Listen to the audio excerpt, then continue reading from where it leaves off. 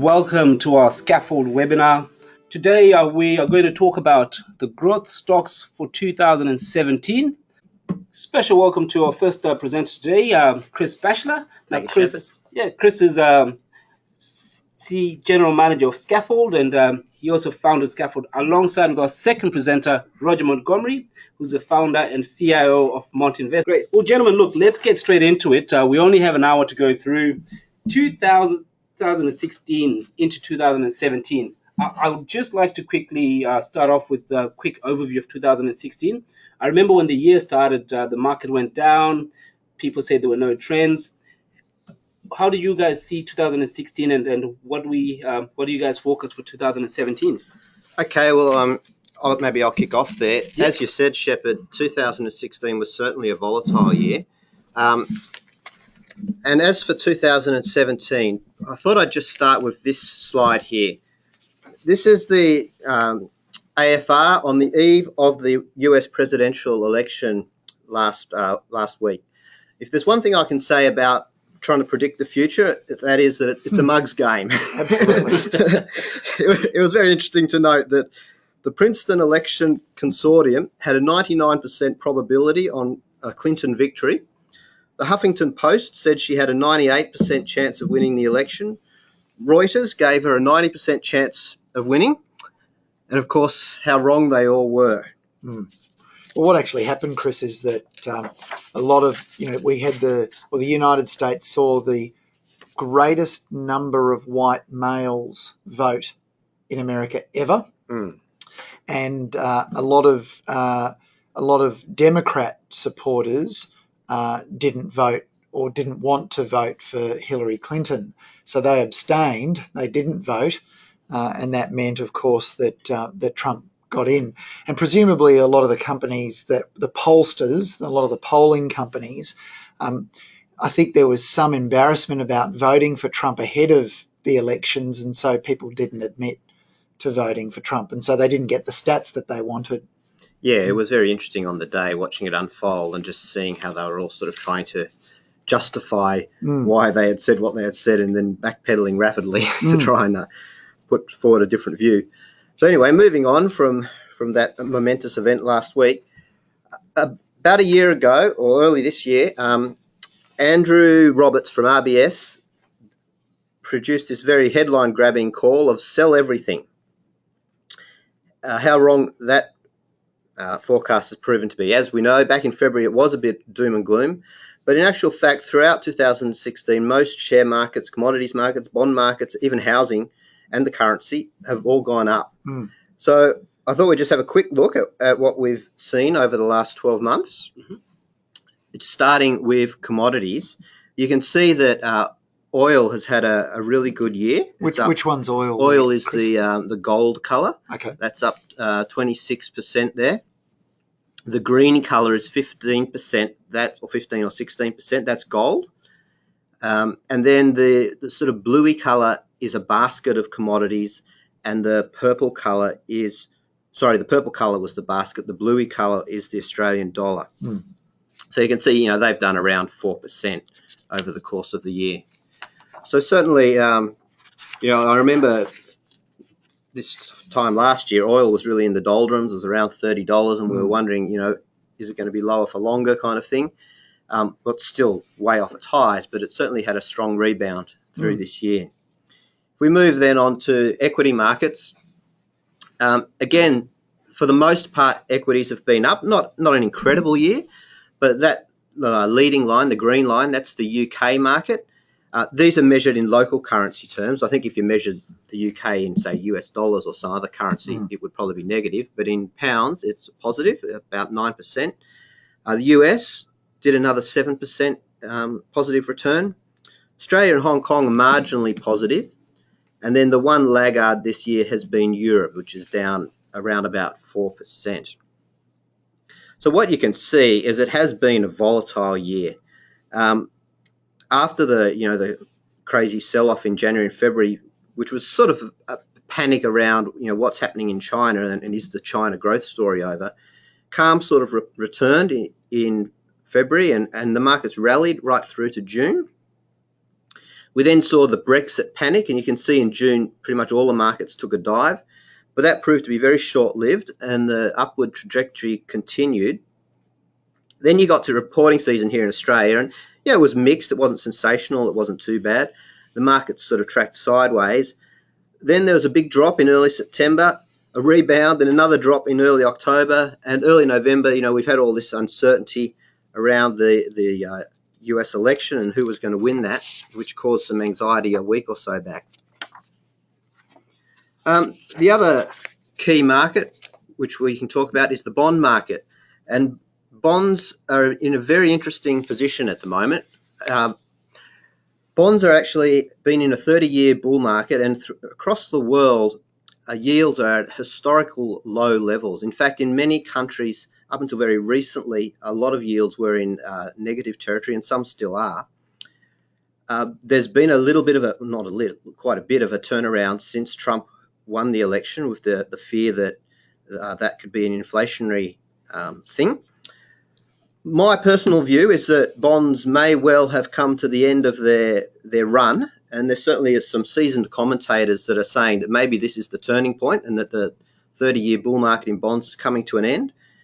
Roger, what is your view on that topic? Well, I as a hedge, shorted bonds a few months ago at around sort of the 1.6% level US Treasury bonds. You can see it on the chart here back in August. That's a good trade. Yeah, and my view has been that you're right. We have been in a 30-year. We should just explain to everyone that there's an inverse relationship between bond prices and yield. So when we talk about a bull market in bonds, that means the price has been going up, but the interest rate has been declining. That's right. So really, asset prices around the world over the last 3 decades have benefited from that tailwind. You know, the wind really has been at the backs of investors as interest rates have declined. Unfortunately, interest rates, you can see there in June, July, when they got to about 1.36%, that was in fact lower than at any time since the 1700s.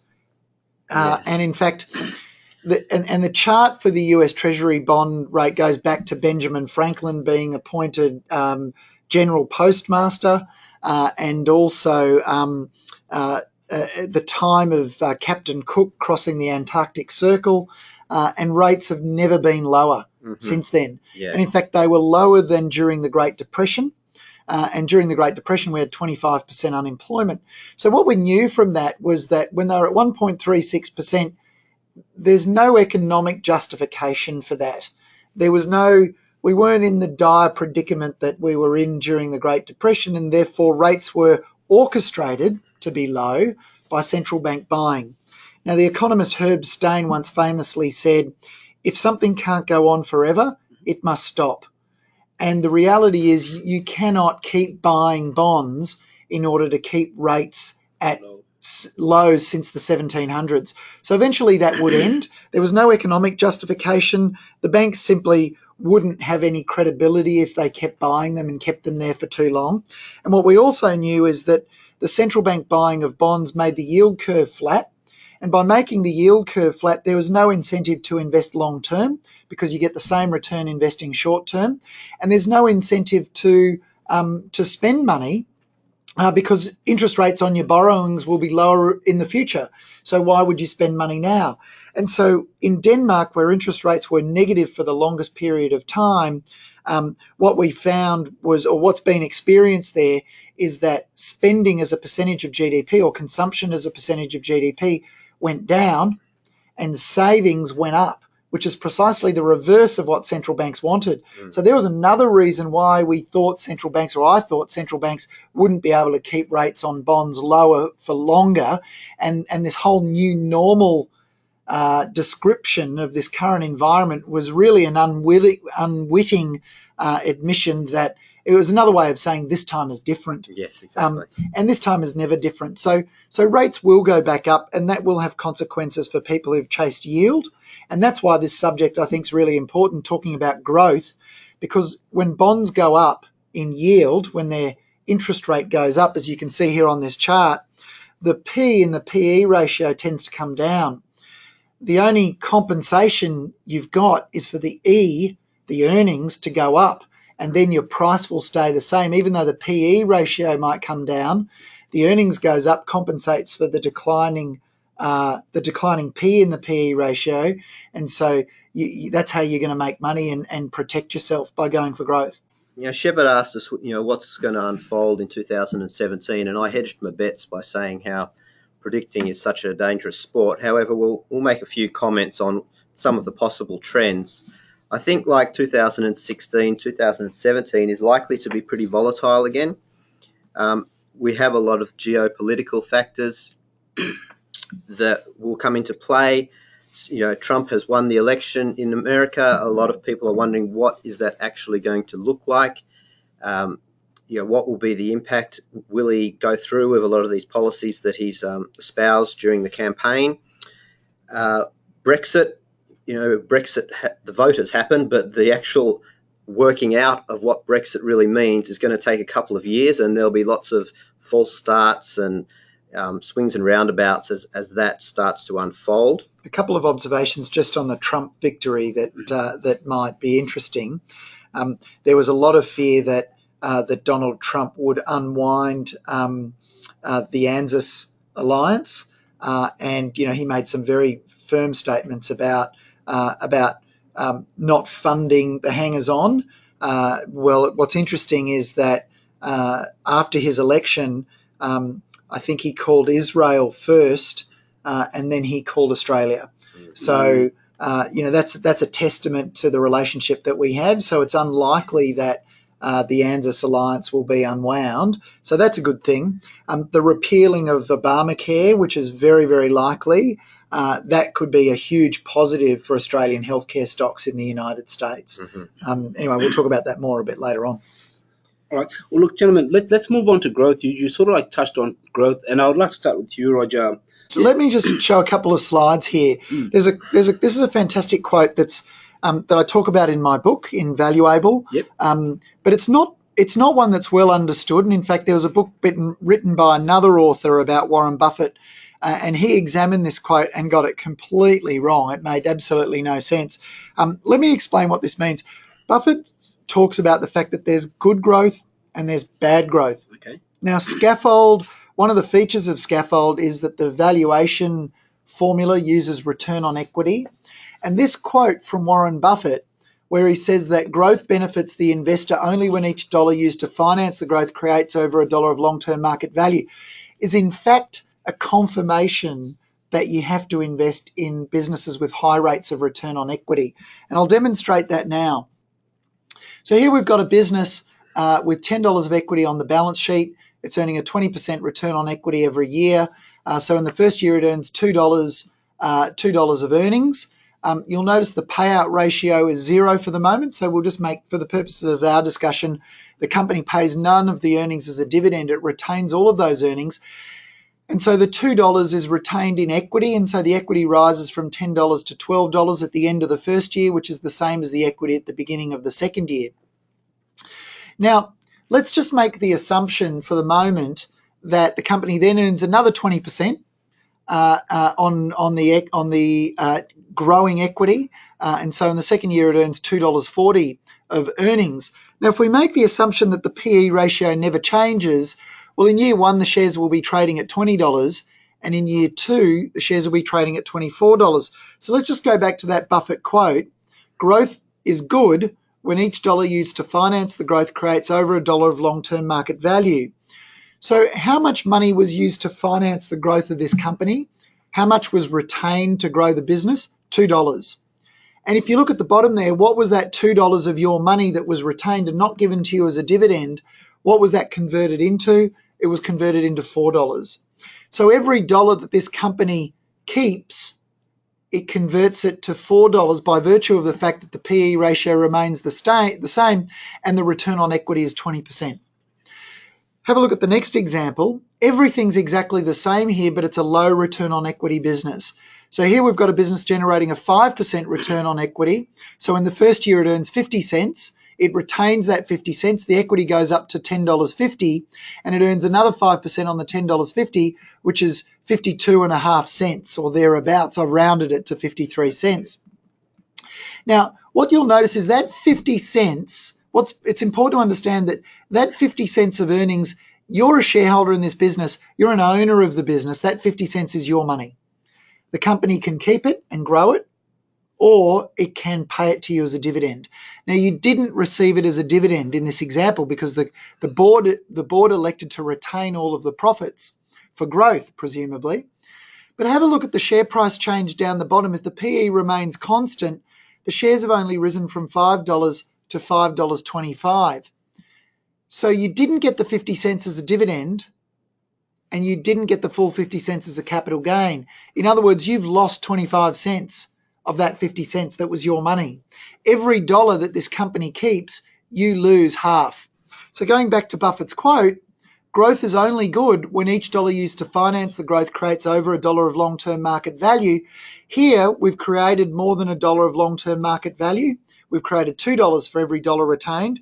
And here, you haven't created $1 of long-term market value for every dollar that's retained. So this is bad growth, and this is good growth. So what we're after is good growth, and that comes from companies that generate high rates of return on equity. Now, investors have forgotten about this in their chase for yield over the last few years. So as interest rates, particularly in the last 3 or 4 years, as interest rates plunged as a result of central bank buying, investors moved out of term deposits and they looked for high yielding stocks.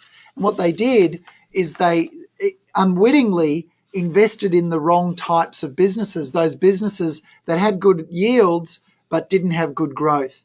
So this is slightly different to the tables I just showed you. You might remember in the tables I just showed you, we had a payout ratio of 0. Here, the payout ratio you can see on the fourth line down is 100%. So here the company starts with $10 of equity. It earns a 20% return on equity every year, which is attractive, but it pays all of that out as a dividend. And so there's no growth in the equity at all. And because the return on equity is constant, there's no growth in the earnings per share. And because the payout ratio is 100%, there's no growth in the dividends. The dividend stays at $2. Now, if we make the assumption, again, that we buy and sell the shares on the same PE ratio, we're not speculators. We don't know when it's going to become more popular or less popular. We're just buying on a constant PE and we're selling on a constant PE. So we're buying and selling it on the same PE ratio. Then the share price will stay at $20.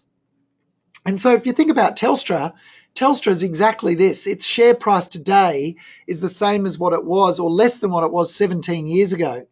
It hasn't had any appreciation because there's been no growth in the earnings. So if you look at the penultimate row down the bottom, you can see your cash flows there. There's an outflow of $20 because you paid $20 for the shares. In the second year, you receive a dividend of $2. And in the third year, you receive another dividend of $2 and you sell the shares for $20, which is 10 times the earnings. Your internal rate of return is 10%. And why is that important? Because it's exactly the same as the dividend yield when you bought the shares. You bought the shares for $20. The dividend was $2. That's a dividend yield of 10%. That equals your internal rate of return. That, by the way, is your maximum return. So the most popular stocks or the most expensive stocks over the last few years in the Australian market have been companies with the highest dividend yields, and many of them have been paying 100% of their earnings out as a dividend, suggesting that they're not retaining any profits for growth, and therefore your best return is the dividend yield when you bought the shares. So, Roger, you've put in the heading there, how to put yourself in danger. Is your concern then that as interest rates start to rise, that these yields will fall? Well, investors have bought stocks on a yield of, say, 5%. They've accepted a bond-like return, but taken on equity market risk. So there's massive capital risk, and that the transmission mechanism for that capital loss is bond rates going up and people saying, well, you know what, that 5% yield on my stocks doesn't look that attractive anymore. I want a future buyer will say, I want a better yield than that. Yeah. I'm not willing to pay the current prices for these stocks. And guess what? Share prices for these high dividend yielding, supposedly safe stocks comes down. Yeah, I guess obviously the investor will be comparing that 5% yield with maybe they can get 5% in bonds in a couple of years' time. And so we're talking about growth stocks today. So let's look at the difference between a yield stock and a growth stock. Telstra in the middle is a yield stock, something we're not interested in. That's why it's got a cross up there. We're interested in growth type companies. Now, M2, you can't own M2 anymore directly because it was taken over by Vocus at the end of 2015. But it shows you why growth is so important, this table. If you'd put $100,000 into Telstra back in 2005, which had the highest dividend yield in this group of 5.97%, then you would have earned income of $5,970. Contrast that with M2, which earned, had a yield of 3.91%. The difference was under Sol Trujillo in 2005, 100% of the earnings was paid out as a dividend, and in M2, a lot less was paid out as a dividend. In fact, it was retaining between 30 and 40% in the early years and compounding that at a high 20%, circa 30% return on equity. So what happened to your $100,000 in Telstra? 10 years later, it's grown to $117,000, barely keeping up with inflation. And your income of $5,970 back in 2005 has only grown to $6,500 in 2015. It hasn't kept up with inflation. Contrast that with M2, your $100,000 investment has grown 30-fold to $3 million. That's impressive. But even more impressive is the $3,910 of dividend yield has grown to $99,800. By 2015, you're earning 100% yield on your original investment every year. So it's important. So my question, I guess it's a rhetorical question, but my question is M2 a growth stock or an income stock? It's actually both. Yeah. It's a growth business, and they're the sorts of businesses that we need to be invested in. Now, I've also put CSL in there because it's not as a dramatic example as M2, but it's just demonstrating that M2 is not a unique example. There are many other examples like it. Yeah, very good. All right, great. Well, gentlemen, let's move on. We've spoken about growth, we've spoken about the trend for next year. How do we then find these growth stocks in Scaffold, and what exactly are we looking for to find these? Okay, Shepard. Well, what I thought we should do is just pull this chart up. People probably saw this in the advertising for this webinar. And I just want to give you a bit of background so you can understand what this actually means. So what we did, we have a monthly column in Money Magazine. And in November of 2014 and November of 2015, we wrote a column about, what are a list of growth stocks for the coming year. So we just went back and had a look at, how good were our picks, so to speak. So it turns out that in 2015, the stocks that we had chosen for that year went up 71% on average. And in 2016, not quite so good, but a reasonable 40% on average. So, Chris, just to confirm, so we bought these on a specific day, and exactly 12 months on that day, we sold out of them. Yeah, hypothetically, I mean, it was a list of stocks that we put together. But yes, the day that we compiled the list, comparing that 12 months later, these are how they've gone. I just want to just make the point, though, that it's important to understand these stocks, by their very nature, are high risk. We've taken the approach of building very much a growth portfolio, and so this would not necessarily be suitable for everyone, and you'd certainly want to spread your risk across a bunch of stocks. So does that explain why we have a different top 5 stocks at the beginning of the year as compared to this ones? In part, it does. Yeah, we use very different criteria when we're choosing those top 5 stocks compared to this. I'll go through the criteria we used when putting this portfolio together. But yes, it's very different to the top 5 ones. Okay. That's very true, Shepard. So this is last year's list of stocks. And what you can see there is how they were forecast to go and how they actually went. When I say forecast to go, I mean the value growth forecast, which I'll explain a bit more as we move along. But it's not really a forecast of price, but it's a forecast of how the valuation may trend over the coming years. And you can see that there's a bit of variety there. But what's interesting to note is there were 2 negative performers, the Capilano and Integrated Research, and of course there were some very strong ones like Netcomet with 83%. Similarly, the year before we had stocks like Infomedia, which fell by a third, but we also had Bellamy's, which went up by a factor of 5. So very important to diversify and to accept that, it might be a bit of a wild ride. But for some people, putting a limited amount of your portfolio in stocks like these is something that they might be interested in. Personally, I would restrict myself to about 10% of my portfolio in stocks like these, but you might have a different risk profile to me, so that's fine. So I'll move right along then to how we actually formulated this list, and to do that I'll go into Scaffold, and just let me grab the mouse here.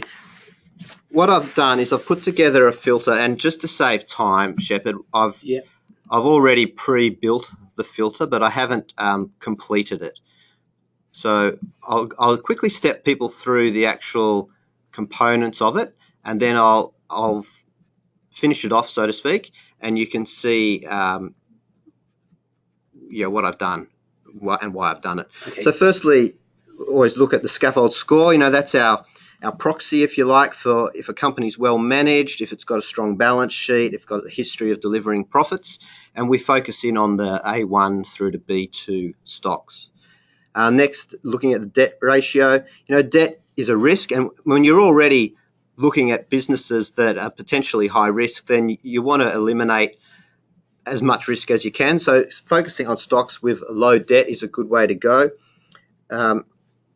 If things do turn south for a company, if they have debt, then they're forced to both service that debt and potentially repay that debt. If they don't have debt, well, you still got to run a profitable business, but at least you've got more of a buffer. Cash flow, always good to have positive cash flow, so we just look at the funding surplus for that. And then forecast return on equity. Return on equity, as Roger's already discussed, it's an essential component for choosing good quality and profitable businesses. Okay, so the two additional elements that I'll add to this, actually there's 3. We're talking about growth, so the first thing I want to add in is the earnings forecast. So if I go down here to these forecast metrics, and I'll choose forecast EPS growth, and I'll say greater than 5%. Oops, that's not it, this one here. Oh, it's already on greater than 5%. And then I'll also add forecast growth in value. Now, just to explain what that means, as Roger pointed out when he was put up that little slide, the one with the changing, the constant PE, but the changing price, what that's pointing out is that over time, if you've got a business that returns a good level of return on equity, the value of that business will grow.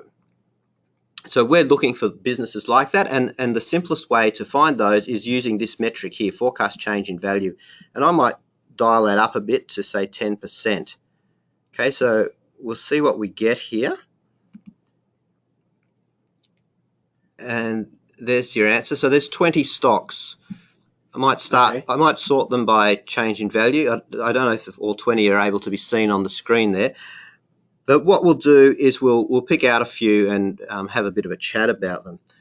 I also like to focus on stocks that have 3 or more analysts. So you can see I've highlighted here the analysts coverage column. I always like to view that column because I sort of figure, well, if you've got one analyst, he or she might be particularly bullish, but that might not be a realistic view of the world. The more analysts you have, you're in safer territory. It's not a guarantee, but you're certainly a bit safer than you otherwise would be. And it's worth pointing out, Chris, just that we're talking about growth stocks, so we're not thinking about value as much. And so that safety margin there is not something that we're paying attention to today. That's right. That's exactly right. Just for the purpose of this exercise, what we're not saying is that these are necessarily trading at a great price to buy, but we're saying that, looking at these metrics, they may well have some good prospects. All right, great. So look, I can see 20 stocks here. Can we just pick a few that we can just quickly go through? And I'd like to start with you, Chris. Do you mind just picking one that we can quickly go through? Yeah, why don't we start with A2 Milk, Shepard? Okay, so A2 Milk, that's down here. Yeah. Okay.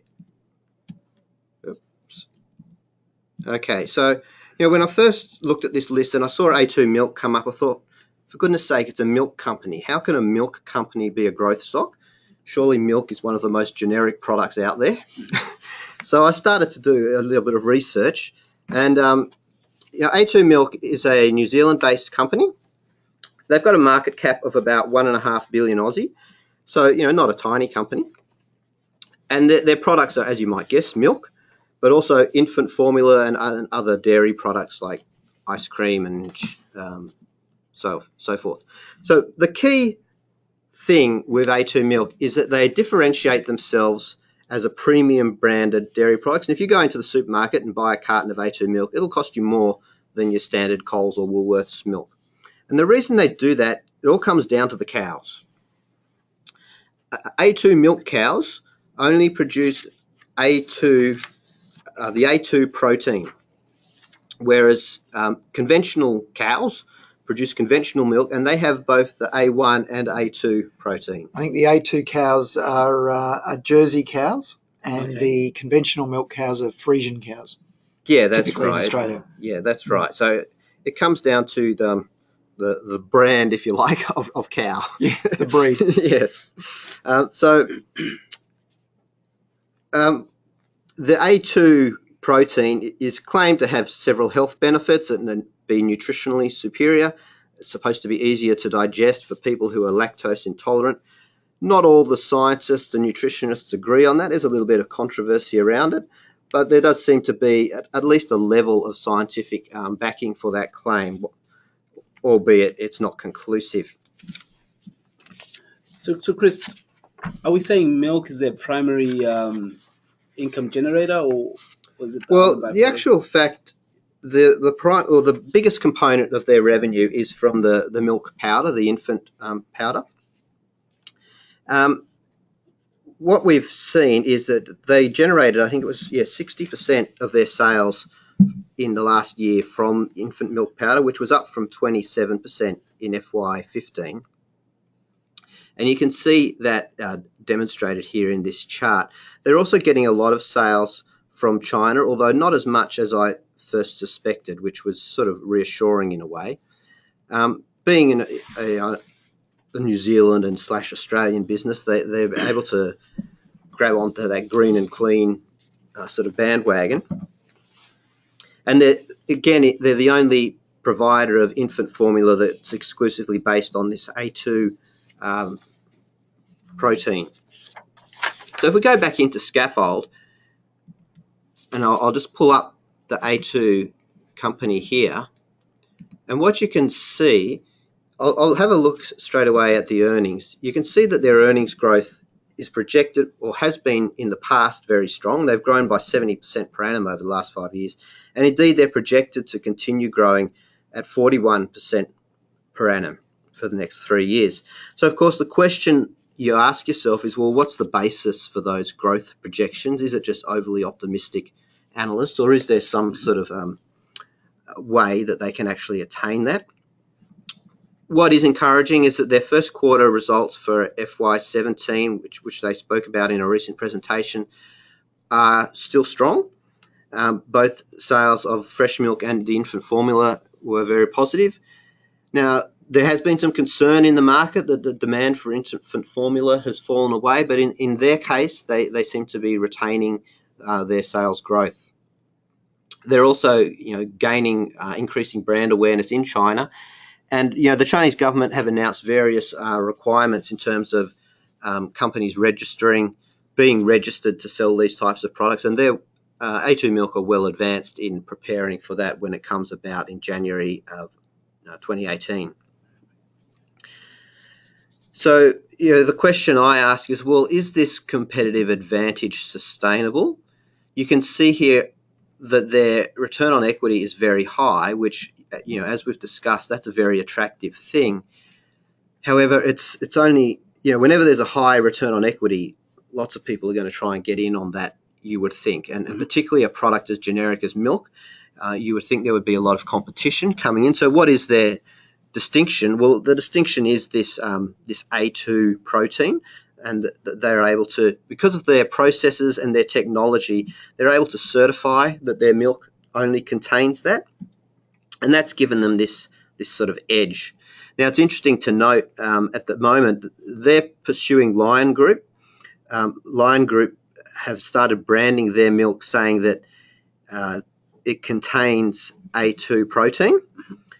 That's true. It does contain A2 protein. In fact, all milk contains A2 protein. And so A2 Milk, the company, their argument is, well, that's really misleading because you're kind of trying to imply that your milk is in some way different when, in fact, it's just regular milk. Right. No, in reverse, Chris, would you say that's a confident factor? Because if they're pursuing Lions and their own theory of being A2 is disproved, that'll be high risk. So is that themselves backing their own product up? Or? Well, it is. And what's interesting is Lion have now counterclaimed and are challenging that there's insufficient evidence for A2 to make the claims that they make around the science of the A2 protein. The onus is on Lion to prove that, and the case is scheduled to be heard in November next year. But it will be a defining moment for this company, because if Lion were successful, they've pretty much undermined A2's business case in that they no longer have any real basis for their differentiation. But of course, it could also reinforce their business if Lion come out and the evidence is sufficiently strong that a judge decides that yes, that's fine. Then that really sort of cements their competitive advantage. Okay, good. Chris, let's bring Roger back into this. If we go back to the list, Roger, I'm just going to ask you to pick your growth stock from this list that we came up. Yeah, so Shepard, my first one is APN Outdoor Group. Okay. So let me talk a little bit about this business. Thanks very much. So for those of you who don't know, it's in the business of outdoor advertising, and there's an amazing trend underway in Australia that's probably still got a couple more years to run. And in essence, and these are just this is one of their sort of promotional slides in their slide deck. Yep. But what's important to note is that there's a couple of years left to run in the digitisation of outdoor billboards. So if you go to Sydney Airport or one of the major Australian airports now, you'll notice that the very large billboards are digital. And APN absolutely dominates the digital billboards in airports in Australia. They also have a division called the Transit Division, and that's basically bus and trains. That's advertising on buses and trains. And then they also have a division called the Transport Division. So it gets a bit confusing here. Transit is buses and trains, which I think of as transport, but transport for them is the airport advertising and static advertising or static sites, so not moving sites around advertising. Now, what's interesting about this particular business is their rate of growth. They recently upgraded their 2017 numbers. They were originally forecasting a profit of $79 to $84 million, and that's now been upgraded to $84 to $86 million, and that's despite static billboards in the first half falling by about 8%. Right, so what we're saying is that there's actually a rapid volume compensation going on in the digitisation space, and they're able to charge more. Now, if you think about the economics of this business, originally you had one advertiser on a static billboard that might have been on there for a month, and you earned a fixed fee for that. Well, now what's actually happening is that they've got 6 advertisers on the same time, and they're charging effectively 6 times as much. So it's having a huge boost to their revenue and to their profits.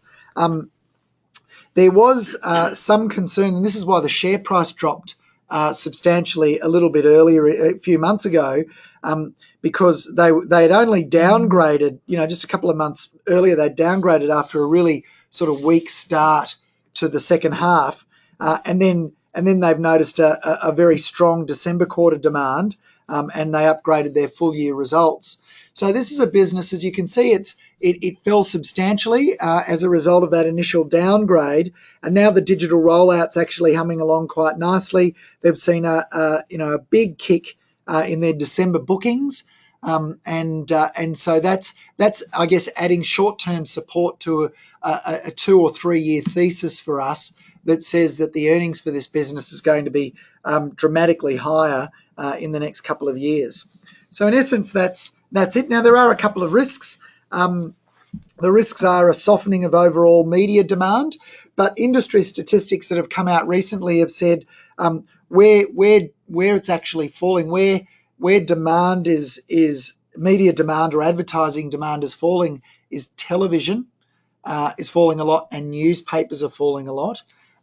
But in fact, online and outdoor is going up, and there's a lot of statistics to show that outdoor is much more effective than online, believe it or not. So there is a fear of some softening of overall media demand, and media demand for outdoor advertising in particular.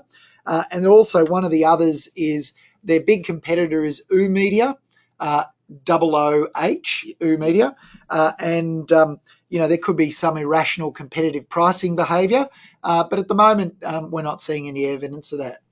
All right. Well, look, we'll move along quite quickly so we cover a few more stocks. Chris, would you like to pick your second stock from the list just to quickly go through? Yeah, Shepard, I'd like to talk about corporate travel management. Okay, sure.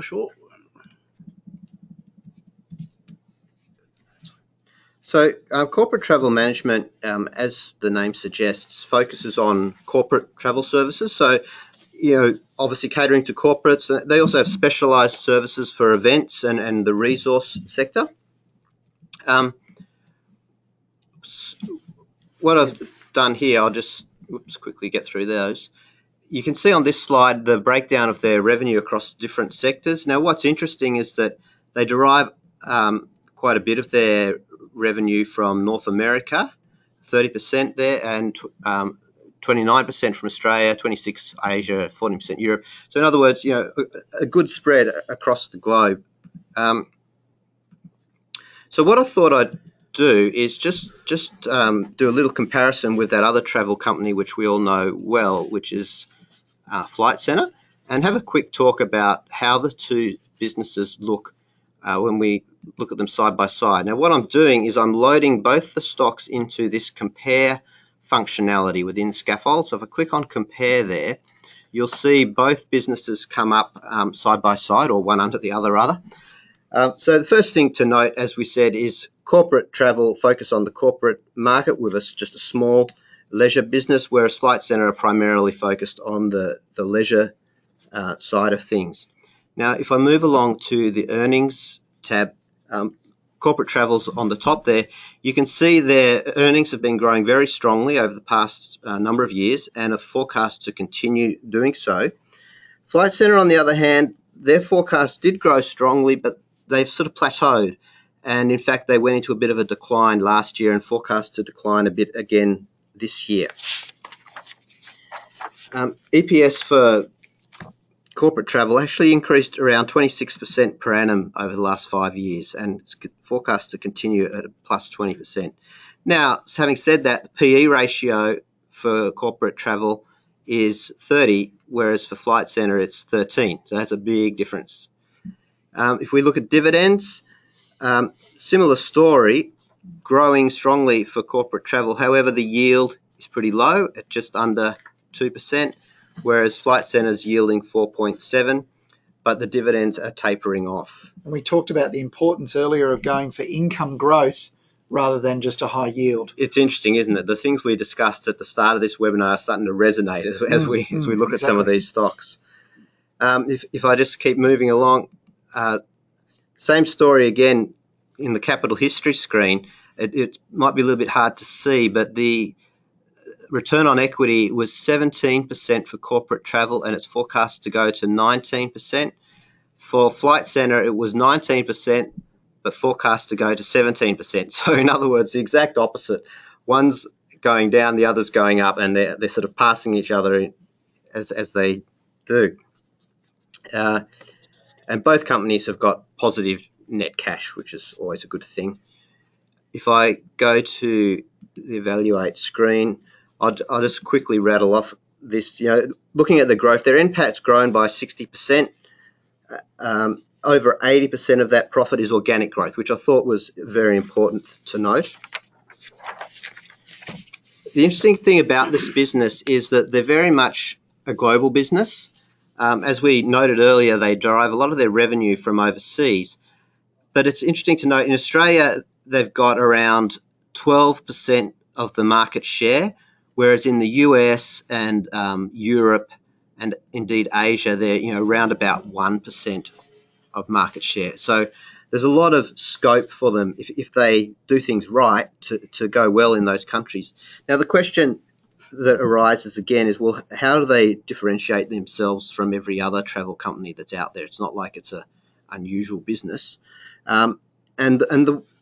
What they base their differentiation on is the focus on corporates, and they've developed their own technology to really assist corporates in managing their travel policies and have inbuilt manager approval, that sort of thing. So that's their edge, Shepard. All right. Well, look, gentlemen, we're almost out of time, but really quickly. I'll be really quick. Yep, I'll be really quick when we talk about Fisher & Paykel Healthcare. Okay, good.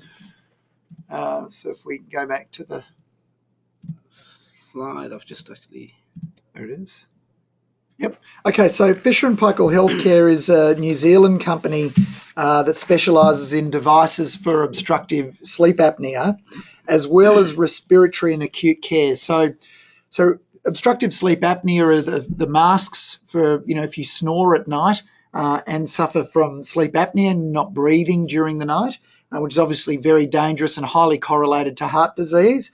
And respiratory and acute care, that's in-hospital invasive oxygenation of patients who are, for example, in emergency surgery and so on. Fisher & Paykel Healthcare have about a 70% market share in the RAC, or the invasive ventilation market. And they're the big, so they're already big there and they're already dominating there, but their big opportunity lies in the non-invasive therapy, which has a potential market of about 30 million people. So this is taking the obstructive sleep apnea technology into hospitals for non-invasive oxygenation. You imagine if every hospital bed had one of those devices installed, it's a massive market opportunity for Fisher & Paykel Healthcare. They meet all the criteria that we've talked about earlier in terms of business quality and so forth. And what makes them interesting is that their share price has suffered because a couple of reasons. One is there's been a lawsuit launched against ResMed, their competitor, for infringement of patents, and ResMed has countersued Fisher & Paykel Healthcare for the same thing, essentially. Now, that's always temporary. These things take a few years to work out, but they inevitably settle, and the world moves on. The other reason for their underperformance is the strength in the New Zealand dollar, which, of course, a very large proportion of their revenue by currency, about 48% of it is US New Zealand dollar. So a stronger New Zealand dollar isn't necessarily a positive thing. So that presents the opportunity. So you've got a business where arguably the growth looks great. I should also add that we talked about earlier at the Trump victory and rolling back the Affordable Care Act in the United States, or what's known as Obamacare. That will be a net positive for obstructive sleep apnea businesses, because there was a lot of concern that the Affordable Care Act was going to fundamentally change the remuneration and the compensation for that particular care, make it less affordable, and so on. So that's now going to be repealed. But on the flip side, there is 25% of manufacturing 25% of Fisher & Paykel Healthcare's manufacturing occurs in Mexico, and Trump has said all sorts of interesting things about Mexico, building a wall, maintaining a fence, all this kind of stuff. Cancelling NAFTA. Exactly, cancelling NAFTA. And so there's some concern around that. But all of these things aren't really permanent. I think they're not thematics, they're not structural, they're cyclical or temporary, and so that presents an opportunity. Okay, great. Well, look, we have under 10 minutes left, but I'd like to do two things really, really quickly. One exercise for both you and Chris. Now, Chris, we are obviously not in the business of picking speculative stocks, but what I would like you to do is, and I'll quantify or qualify the word speculative by saying, can you pick your least favorite stock out of this list? And Roger, we've seen Vita Group. You spoke about Vita Group a few weeks ago. So once Chris quickly goes through his speculative stocks, just give us a quick synopsis of where you think Vita Group is. And Sure, where we're we've going. had a lot of questions about it. So Yeah.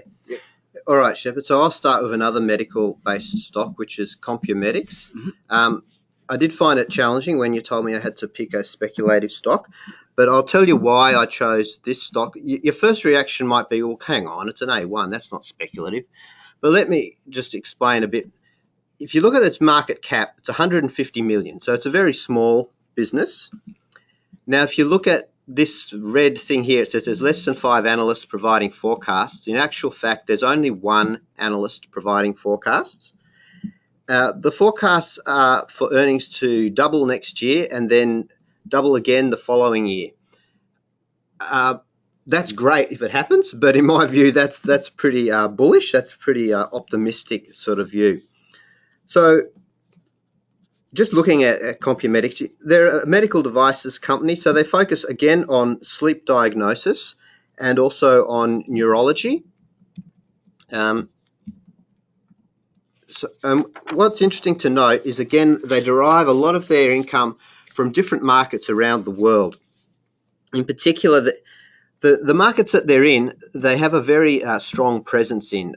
As you can see on this chart, they're number 1 in Australia for sleep and neuro diagnostics device suppliers. They're number 1 in Japan for sleep diagnostics, number 1 in China, number 3 in the USA. And some of these markets are small, but some of them very large.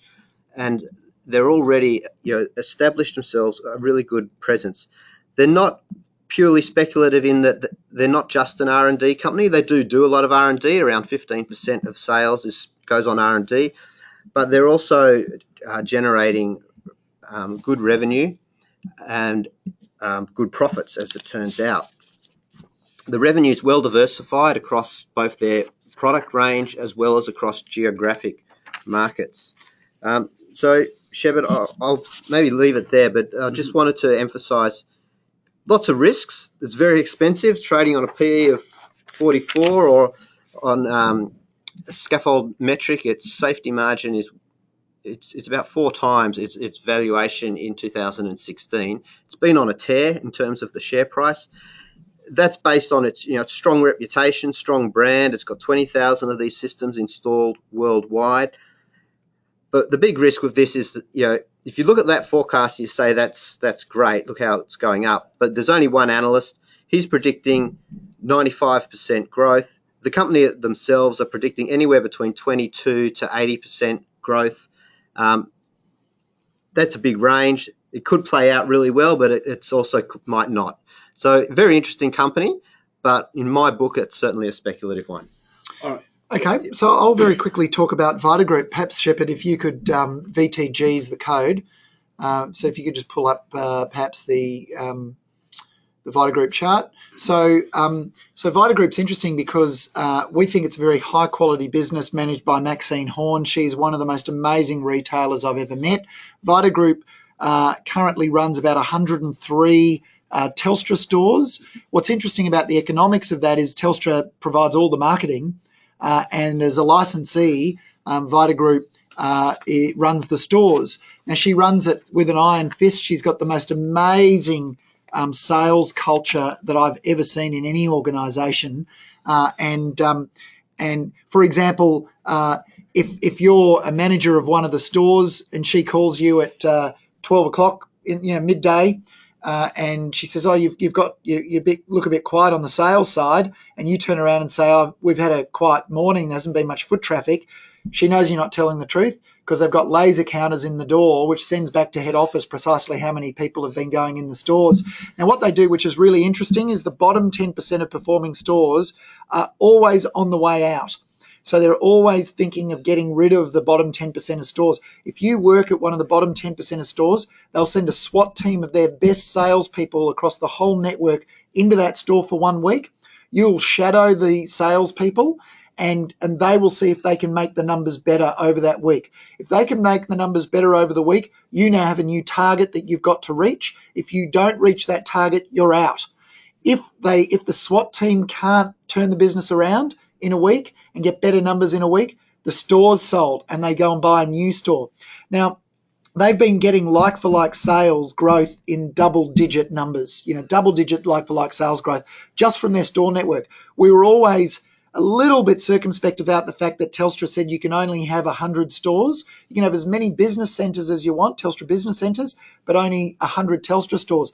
And then at the full year result, they came out with 103 Telstra stores and made an announcement that Telstra doesn't want to operate stores anymore and they're getting out of it. And so that meant there was more growth in stores as well as same-store sales growth. What we've also found out is that Telstra want to operate with fewer licensees. So that could mean more stores for Maxine and her team as well to manage. Now, why is the share price slumped? You can see there it's fallen a great deal, and it's fallen from, what was it up here? It was up around sort of $5.25. It's now $3.33, and that's because there was a rumor going around, which the company confirmed, that there was a Telstra conference where Telstra said we're going to renegotiate the remuneration to licensees. The market reacted negatively. It is a big renegotiation, there's no doubt about that, but they have a renegotiation with Telstra every quarter and they've had about 50 of these. So the speculative part is whether or not through the negotiation process, Maxine and her team at Vita Group can negotiate a better deal for Vita Group that means that they maintain their margins and are able to grow the store network, or whether or not Telstra pushes back and says, you know what, Maxine, you guys are earning too much money. We're going to take some of that, and you're lost without us. And so we'll give you more stores to compensate, but they're going to be on lower margins. That would be probably a negative. The speculative part is we don't know what the outcome of that negotiation is going to be. It will take about 6 weeks for that negotiation to come through. And remember that if the profit figure looks like being impacted by more than 15%, Maxine is obligated to announce any outlook change to the market of that magnitude. So you'll hear about it, but that is the speculative part. Roger, Maxine sold a fairly large chunk of her shares not so long ago. Do you have any concerns around that? Well, no, because she's actually been selling regularly for the last year and a half. It wasn't all just before this announcement. And in fact, she had no reason to expect, it would just have been normal negotiations and it wouldn't have been released. But there were a few licensees who obviously told stockbrokers, and that's how the news got out or the information got out. It's only partially informed. Remember this, she's got an equally sized shareholding remaining in the company, and she's been running the business for 26 years. So I don't begrudge her selling some shares after 26 years of operating the business and doing it very successfully. And she's still got a very big stake in the business. So look, I'm leaning on the positive side here, but by no means on a 45-degree angle. And I should make the point. That every company that I've mentioned today we own in the Montgomery Fund and in the Montgomery Private Fund. So it's important that investors understand that that we own these shares. And so that's the background. Investing in shares can be rewarding when you do your research, but it can also take up a lot of your time. There's so much information out there. How do you quickly sort through the companies worth investing in and those to steer clear of? Scaffold is my research tool of choice. It tracks and reports on all ASX-listed companies, plus thousands of global stocks daily, helping me decide which stocks to buy and sell. I can quickly filter through the reports to get the information I need. The rating system is like a set of traffic lights for the stock market. Green is good, orange is caution, and red is don't go any further. Scaffold's top stock choices have been highlighted for their outstanding performance by Money Magazine. With Scaffold doing the work for me, I have the confidence to make investment decisions without having to spend hours sifting through financial data. Now you can take control of your time and your portfolio. Why not take Scaffold for a test drive today?